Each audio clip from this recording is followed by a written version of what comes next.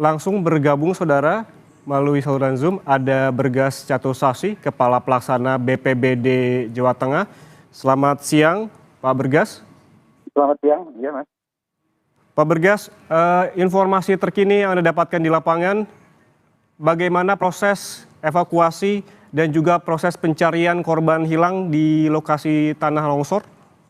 Ya, jadi pada saat kejadian terjadi, kita menghubungi utamanya yang terkait dengan klaster SAR ya, klaster pencarian pertolongan, yaitu Basarnas.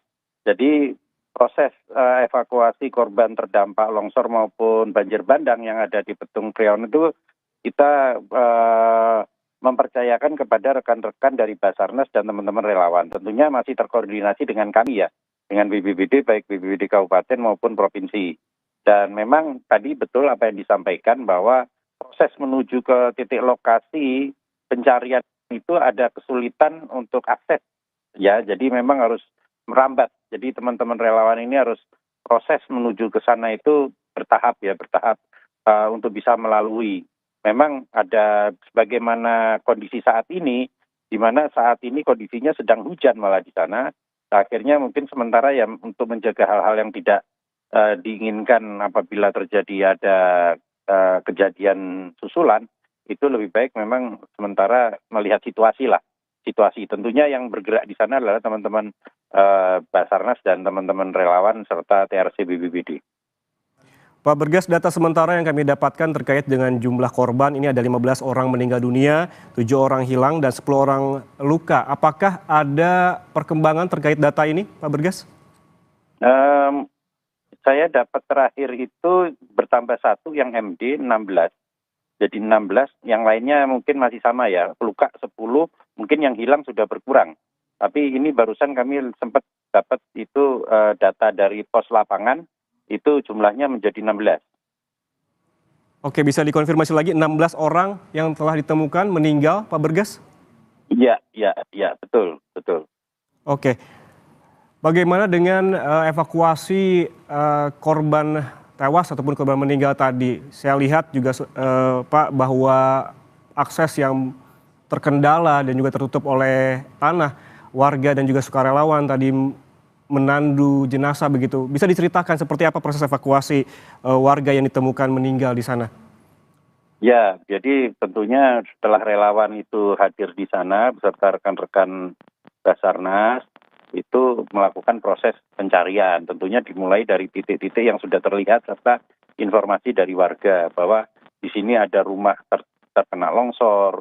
Nah itu mulai dicari di area-area di sana melalui sistem daripada SAR ya di sana ya. Ada skru-skru berapa gitu. Nah kemudian tentunya untuk kedepannya untuk yang memang masih tertimbun tanah lebih tebal, itu kita berharap memang dukungan dari alat berat. Hanya saja proses menuju ke sana kan tidak mudah. Apalagi di posisi di bawah itu kan juga ada tidak hanya longsor saja ya, tapi kan ada banjirnya juga. Gitu. Jadi ini kan proses satu demi satu untuk penyelesaiannya. Gitu. Artinya saat ini masih menunggu agar upaya evakuasi dan juga pencarian berjalan maksimal, yaitu dengan mengirimkan alat berat. Namun sementara karena terkendala akses, upaya apa yang bisa dilakukan oleh petugas di sana, Pak Bergas? Ya tetap melakukan pencarian, Mas. Tetap harus melakukan pencarian karena ini kan waktunya tidak panjang ya, istilahnya tidak panjang karena cuaca juga tidak, kita kan kejar-kejaran dengan cuaca. Tidak bisa saling menunggu, kalau bisa nanti kan dapat informasi apa dikembangkan di lapangan begitu. Apakah titik pencarian difokuskan di satu titik atau diperluas, Pak Bergas? Ya, sebagaimana data yang itu kira-kira posisi ada di mana, biasanya ada areanya di situ. Ada area yang nanti dicari begitu. Oke, artinya menunggu laporan, ketika ada laporan datang, petugas langsung mencari ke titik yang dilaporkan oleh warga tersebut. Yang paling mungkin. Tentunya yang tidak mungkin menggunakan alat berat ya tidak ya, masih proses menunggu ya. Menunggu alat berat juga, kemudian tentunya yang bisa dilakukan oleh teman-teman SAR ya dilakukan begitu. Karena ini kan kita juga menjaga, karena ini kan manusia ya, istilahnya manual juga ya, manual. Mhm. Kemudian bagaimana dengan jumlah petugas, apakah memadai Pak Bergas? Kita melihat bahwa seperti Anda sebutkan akses yang sulit, juga lokasi yang memang tertutup tanah begitu. Apakah diperlukan bantuan tambahan petugas untuk melaksanakan pencarian korban hilang di sana? Ya, ya, tentunya kita koordinasi dengan Basarnas, dengan teman-teman relawan potensi SAR yang memiliki kualifikasi untuk pencarian pertolongan. Nah, tentunya nanti akan bergulir bergantian ya. Kiranya ada dibutuhkan dukungan ya kita dorong lagi ke sana. Karena ini kan tentunya bukan sesuatu yang mudah ya. Untuk ke sana, sembarang relawan ke sana ya enggak. Tentunya itu ada batas di mana kualifikasi untuk pencarian pertolongan itu kan ada kualifikasi rekan-rekan teman-teman relawan yang sudah pernah mengikuti atau sudah memiliki kapasitas ke sana. Mereka itu sudah punya komunitasnya kok, Mas. Mhm, mhm. Pak Bergas, Ya, tantangan apa lagi yang dihadapi oleh petugas? Tadi saya juga melihat cuaca yang masih hujan dan juga berkabut. ya tentunya kebutuhan internal, kebutuhan ini ya personal daripada teman-teman relawan sendiri. Yang itu yang harus segera didorong ke sana untuk mereka bisa bisa bertahan di sana. Itu salah satu yang kami terima di mana kebutuhan personal butuh dukungan di sana gitu. Baik, Pak Bergas, kemudian bagaimana dengan penanganan korban terluka begitu? Tadi dilaporkan ada 10 orang luka. Bagaimana kondisinya dan seperti apa penanganannya? Ya, untuk yang luka tentunya di situ kan ada pos lapangan, ada puskesmas. Kiranya masih bisa ditangani oleh puskesmas, dilakukan oleh puskesmas. Kalau memang perlu upaya lebih lengkap lagi atau lebih tinggi lagi, tentunya kita bawa ke pelayanan kesehatan yang lebih lengkap lagi ya di bawah. Memang itu menjadi kendala tersendiri itu, menjadi kendala. Tapi kalau memang bisa tidak menunggu, bisa bergeser menggunakan milik warga ya milik warga kita dorong ke sana. Kita dorong untuk membantu. Hmm. Artinya petugas juga meminta bantuan ataupun mengimbau warga juga untuk turut Iya, aktif begitu ya membantu petugas. iya, iya, betul. Mhm. Saat ini yang Anda dapatkan laporan yang 10 warga terluka itu seluruhnya sudah dibawa ke puskesmas atau memang sudah ada yang kembali ke rumah? Ya, sementara ini kami baru menerima ini ya, baru menerima yang luka-luka ya. Baru sampai di puskesmas, begitu Mhm. Mas. Lalu bagaimana kondisinya, Pak Bergas, 10 warga terluka, apa luka ringan atau luka berat seperti apa? Oh, ada yang luka berat, ada yang luka ringan ada. Datanya, sebetulnya ada datanya kami, tapi kami ini harus buka data ulang ya berarti ya. Insewu. Ya Baik. sementara itu mungkin Mas.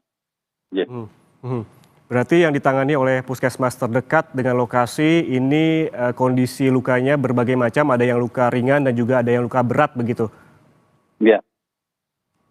Baik, kemudian upaya apa yang paling dekat begitu yang bisa dilakukan petugas, yang saat ini bisa dilakukan karena memang tadi disebutkan butuh bantuan personel, tetapi memang untuk mendapatkan bantuan personel ini waktunya tidak, cepat begitu, apa yang hal terdekat yang bisa dimaksimalkan oleh petugas? Ya, tentunya upaya penggunaan alat alat tambahan atau alat bantu seperti alat berat itu harus segera segera diluncurkan ya Mas ya. Ini kami masih koordinasi sih. Karena ini kan beberapa lokasi kan banyak yang terdampak masalahnya. Dan jalur menuju ke sana itu kan harus memutar, tidak bisa langsung tembus. Kalau langsung tembus itu butuh alat berat buka jalannya. Begitu Mas. Oke, kalau saya melihat lokasi dari longsor ini hanya bisa dilalui sepeda motor. Memang, jalanan ini awalnya memang bisa dilalui mobil atau memang hanya sepeda motor saja, Pak? Enggak, bisa dilalui mobil itu. Bisa. Artinya jalan ini memang tertutup Itu oleh jalan, tanah longsor sehingga hanya bisa dilalui oleh iya, sepeda motor? betul. Dan ada ketebalan cukup tertentu di ruas-ruas tertentu yang dia seperti lumpur.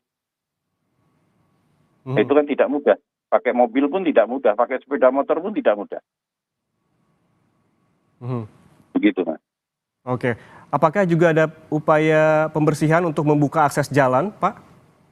Ya, ya, ya itu salah satunya. Makanya kan menggunakan loader, menggunakan piku untuk pembersihan jalur itu kan menjadi penting. Jadi aksesnya harus bisa dibuka dulu untuk percepatan.